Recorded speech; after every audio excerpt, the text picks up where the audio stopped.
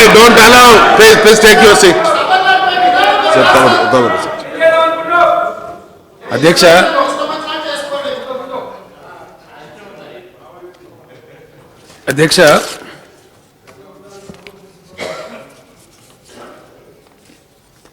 ఈ నయీం ముఠా వాళ్ళు చేసినటువంటి నేరాలు వీటికి సంబంధించి జరిగిన చర్చ మీద మిత్రులు జీవన్ రెడ్డి గారు, రామచంద్రారెడ్డి గారు, మజ్లిస్ పార్టీ సభ్యులు సున్నం రాజయ్య గారు, వీరయ్య గారు మాట్లాడారు. అధ్యక్ష, రామలింగారెడ్డి గారు మాట్లాడారు. ఇందులో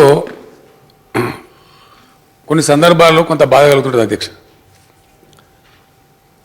ఎందుకంటే వాస్తవాలు ఒక రకంగా ఉంటే దీంట్లో నుంచి కూడా ఏదో రకమైనటువంటి ఒక అపవాదు ప్రభుత్వం మీద వేయాలను, ఇంకోటి చేయాలనే ప్రయత్నం కరెక్ట్ కాదు.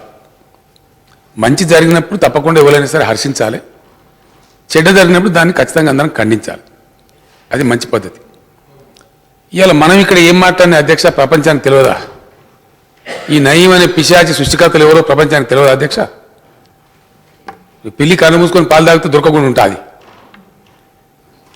ఆ పిశాచాన్ని సృష్టికర్త ఎవరు?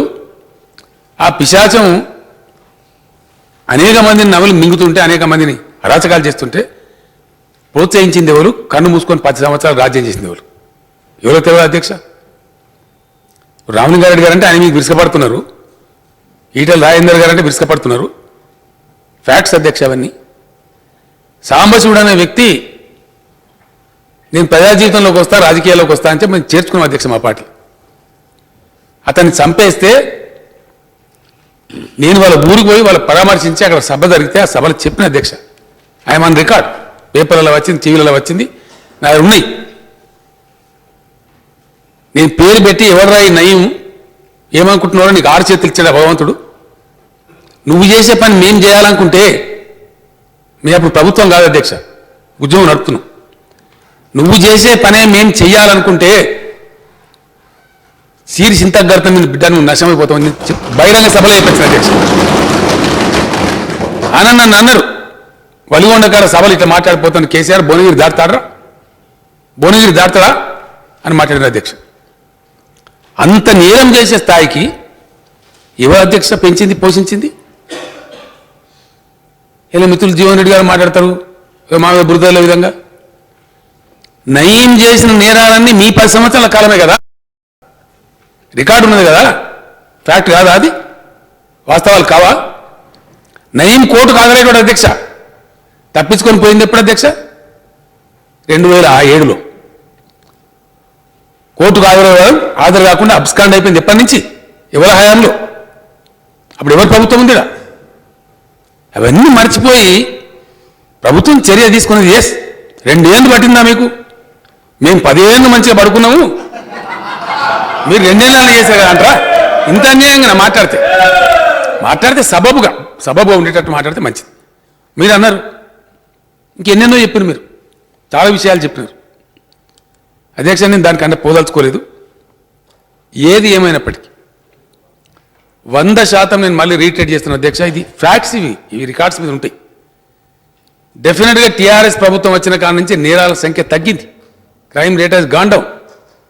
కొన్ని కఠినంగా తీసుకున్నాం, మేము చాలా కఠినంగా తీసుకున్నాం కాబట్టే నయీం మీద చర్యలు తీసుకున్నాం, కాబట్టి ఈ ఫలితాలు వచ్చినాయి అధ్యక్ష. నాకు కొన్ని వేల మంది ఫోన్లు చేశారు, కళ్ళ నీళ్లు పెట్టుకుంటూ నాకు కృతజ్ఞతలు తెలిపిన అధ్యక్ష. అనేక మంది నా దగ్గరకు వచ్చారు. నేను ఎలిమినేట్ కృష్ణారెడ్డి గారు అధ్యక్ష, మన మాజీ హోంమంత్రి మాధవరెడ్డి గారు బ్రదర్, ఈ మధ్య యాదగిరిగుట్ట దేవస్థానం యొక్క నిర్మాణం పోయి భువనగిరిలో వారి ఇంటికి పెద్ద మనిషి కాదని పరామర్శ మాట్లాడిపోదామని పోతే అధ్యక్ష, ఒక పండుగ చేసుకున్నట్టు వాతావరణం భువనగిరి ప్రజలు ఇక మా టౌన్ అభివృద్ధి చెందుతుంది సార్, మేము బాగుపడతాం సార్, మేము బతికిపోయినాం సార్. కొన్ని వేల మంది తీర్థంలాగా వచ్చారు ప్రజలకి. ఏమైనా ఇంతమంది వచ్చారంటే మాకు మంచి రిలీఫ్ దొరికింది సార్, మేము బతికిపోయినాం, మా టౌన్ ఎప్పుడు హైదరాబాద్ గడిచిపోవాలి, ఈ దుర్మార్గుడు జయంగా గడిచిపోలేదని చెప్పి మాట్లాడిన అధ్యక్ష. ఈరోజు ప్రభుత్వం చర్య తీసుకున్నది. పట్టుకోమన్నాం, సీరియస్ తీసుకోమన్నాం, చాలా ప్రయత్నం చేసిన పోలీసులు, అనేక ప్రయత్నాలు చేశారు. అతని దగ్గర వెపన్స్ ఉండే ముఠా ఉంటుంది కాబట్టి పోలీసు మీదకి అతను కాల్పులు ప్రారంభిస్తే ఎదురు కాల్పులు ప్రారంభించారు. పట్టుకుంటే చాలా బాగుండేది, మేము కూడా అనుకున్నాం. అనేకమైనటువంటి విషయాలు బయటకు వచ్చేది. కానీ ఏం చేస్తారు అధ్యక్ష? అసహాయ పరిస్థితులు. ఆత్మరక్షణ కోసం జరిగిన దాన్ని వాడు చచ్చిపోయాడు. జరిగింది అధ్యక్ష. ఇందాక నేను మనవి చేసిన సభ్యులకు ఇచ్చిన నోట్లో ఉంది. కేసులు 1, 2 అధ్యక్ష, 174 కేసెస్, 174 కేసులు. We must appreciate our police. Appreciate చేయాల్సింది పోయి మీరు దాచిపెట్టి ఎవరు ఎందుకు దాచిపెడతారు అధ్యక్ష? ఏం కర్మ? ఎవరికి కర్మ? ఎవరైనా దాచిపెడతారండి? దాచిపెట్టి అక్కడ ఎవరికి ఉంది అధ్యక్ష? నేను ఒక మాట చెప్తా ఉన్నా, పేకాట బంద్ చేయించండి అని మన పోలీసులు కోరిన, బంద్ చేయించారు. కొన్ని సందర్భాల్లో నాకు చాలా దగ్గర మిత్రులు కూడా అన్న మనోళ్ళు పట్టుబడని మంచిగా పట్టుబడరు, లోపల పంపిస్తారని చెప్పి అంత కఠినంగా ఉన్నాం. ఇలా చాలా వరకు 99.9% ఈ రాష్ట్రంలో పేకాట ఆడాలని భయపడుతున్నారు అధ్యక్ష. గుడుంబా అంచివేయాలనుకున్నాం, ఖచ్చితంగా అంచివేసినాం. బాధితులకు రిహాబిలిటేషన్ కొద్దిగా లేట్ జరిగింది. 100% దాన్ని నిర్మూలిస్తాం అధ్యక్ష. అట్టనే ఈ కరడుగట్టిన నేరస్తులు, నయీం కావచ్చు, నయీం తాత కావచ్చు, ఎవరైనా సరే ఈ రాష్ట్ర ప్రభుత్వం క్షమించదు. నేను అనేక సందర్భాలు చెప్పిన లా అండ్ ఆర్డర్ విషయంలో ఎట్టి పరిస్థితిలో కరుకుగా ఉంటుంది తప్ప పక్షపాతంగానో ఇంకో సైడు వ్యవహరించేటువంటి అవసరం కానీ ఇది కానీ ప్రభుత్వానికి లేదు అధ్యక్ష. అటువంటి దిక్కుమాల చర్యలకు ప్రభుత్వం పాల్పడదు. రెండవ విషయం అధ్యక్ష, కేసు ఎట్టెట్లా అన్ఫోల్డ్ అవుతుంటే అన్ని బయట పెట్టాలి, జల్దీ అర్జెంటుగా పెడతారా అధ్యక్ష? దర్యాప్తు జరిగే టైంలో పోలీసు కూడా వ్యూహాత్మకంగా వివరించాలి కదా. కేసు అన్ఫోల్డ్ ఎట్టెట్లా చేయాలనో చేసుకుంటూ పోతారు. ఎవరో పేపర్లు 1,96,000 రాస్తాయి, అవన్నీ నిజాలు ఉంటాయండి? వేల కోట్లు దొరికినాయి చెప్తుంది జీవన్ రెడ్డి. మీ హామీలుగా అవన్నీ జమైని మీ పీరియడ్లే కదండి ఆ అక్యుములేషన్ అంతా. ఒకవేళ మీరు చెప్పేది నిజమే అయితే ఆ పాపం ఎవరిది అధ్యక్ష? పోలీసుకి ఇప్పటి వరకు అందినటువంటి వివరాలు, దర్యాప్తులో తేలినటువంటి అంశాలు ఏది కూడా దాచిపెట్టకుండా మీ ముందు పెట్టినాం. ఒకటి. ఇంకొక మాట నేను గౌరవ సభ్యులకు తెలియజేస్తాను, ఎట్టి పరిస్థితులలో ఈ నయీం నేర సామ్రాజ్యంలో పాల్పంచుకున్న ఎవరైనా సరే, ఏ పార్టీ వారైనా సరే, ఏ హోదాలైనా సరే 100% వాళ్ళని శిక్షిస్తాను తప్ప వదిలిపెట్టే ప్రశ్నే లేదు. 100%.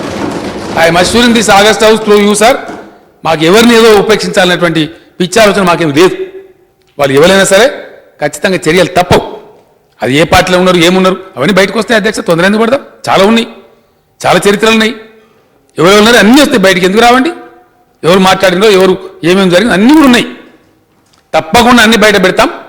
సందర్భాన్ని బట్టి, సమయాన్ని బట్టి సిట్ బృందాన్ని వేసినాం అధ్యక్ష. ఒక ఐజీ గారిని వేసినాం. చూస్తూ ఉంటే సంఖ్య పెరిగిపోతూ ఉంది. ఇంకా దీన్ని విస్తృతి ఎక్కువ ఉంది. మళ్ళీ అధికారులను పెంచి మళ్ళీ అడిషనల్ డీజీ గారిని కూడా, law and order additional DG గారిని కూడా మళ్ళీ సిట్కి యాడ్ చేసినాం అధ్యక్ష. దేనికోసం అధ్యక్ష? దాని సంస్థ విస్తృతి పెంచినాం, అధికారులను పెంచినాం, సంఖ్య పెంచినాం. ఇన్ని 174 కేసులు దర్యాప్తు జరిపి మనం అభినందించద్దు అధ్యక్ష. ఇంత షార్ట్ పీరియడ్ 740 పైచీలకు సాక్షులను విచారించిన అధ్యక్ష. 124 మెంబర్స్ని అరెస్ట్ చేశారు. ఇంత జరిగింది. మన పోలీసులు ఎక్కడ నిద్ర పోయినట్టు, పట్టించుకోనట్టు, దాచిపోయినట్టు ఎందుకు అనాలి అధ్యక్ష? అధ్యక్ష, నిన్నగాక మొన్న మన డీజీపీ గారు పోయి హోమ్ మినిస్టర్ టోపీ ఒకటి ఇస్తే అవార్డు తీసుకొని వచ్చారు అధ్యక్ష. అభినందనలు ఇచ్చింది.